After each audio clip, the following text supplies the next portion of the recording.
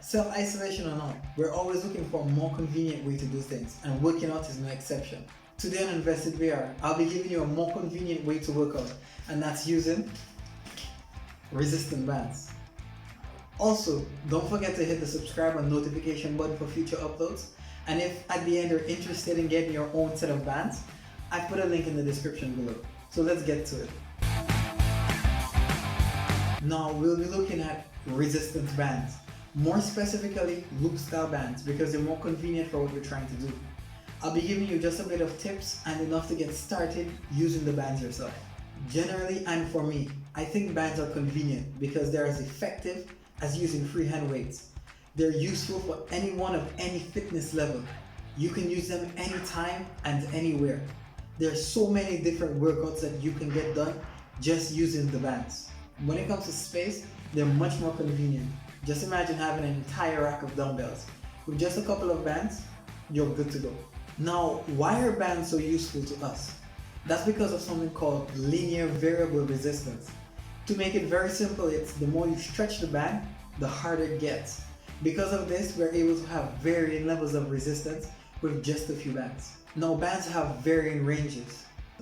This red band goes from 15 to 35 pounds, whereas this green band goes from 50 to 125 pounds. That's quite a lot. Now, how we utilize the range depends on how much the band is stretched. The more resistance there is in the band, the higher in the range will be. So let's look at a couple ways that we can utilize and raise the resistance of the bands. Now, the first one we'll be looking at is adjusting your foot position.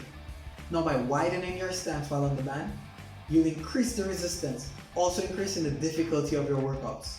Inversely, by narrowing your stance, you'll decrease the tension on the band, and that'll make the movement or workout that you're trying to do much easier.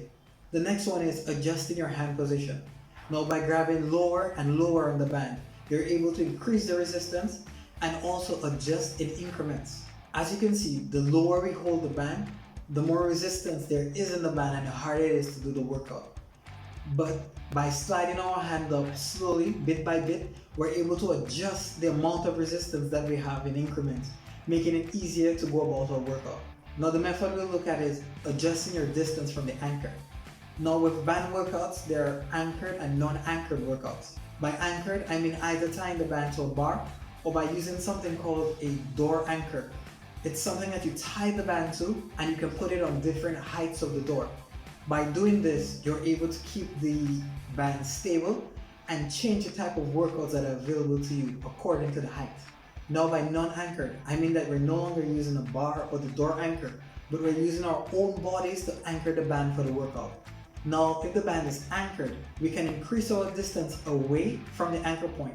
This increases the amount of tension in the band before we actually start the movement or the workout. This increase in tension increases the resistance, thereby making the workout much more difficult to do. So the movement becomes much more difficult. Now, if we get closer to the anchor point, the tension in the band is reduced and it becomes slack. With this slack, the resistance is reduced and the workouts become easier to perform.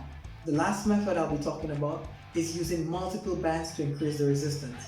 If you're anchoring, you tie multiple bands together on the anchor, or if you're going unanchored, you just use multiple bands during the workout.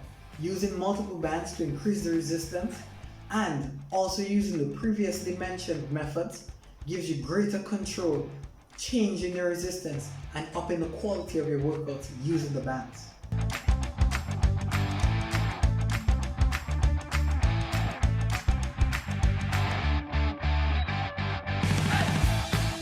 Now, if you already have bands or you're interested in getting some but you're not sure how to start using them, I'll give you a little help right now. You can start off by choosing a movement or a workout and a band of your choice. So you try to get to 10 reps. You do the first 5 as hard as you can, and if you're unable to do it, you adjust the resistance using the methods that I mentioned previously. You still remember them, right? And you try to get to 10. Now, if at the end of it, it's still too difficult, you adjust the band resistance. By that I mean the band range that you're using. You either lower or increase it, and you go at it again. Once again, while doing the workout, you adjust the resistance using the methods, either adjusting your feet position or by changing your grip. and it'll help you understand the bands that you need to use for the workouts that you're going to do. I hope this video got you interested in looking more into bands, because if it did, you're in luck, because I'll be making more videos giving tips, advice, and workouts. So look out for that. Now I'd like you guys to bounce down in the comment section below and tell me, are you interested in using bands for your next workout?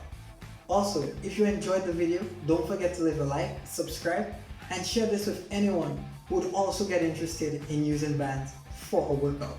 This was InvestedWeAre, because we are invested in ourselves. And I hope you guys are ready to start using bands for your next workouts. See you next time.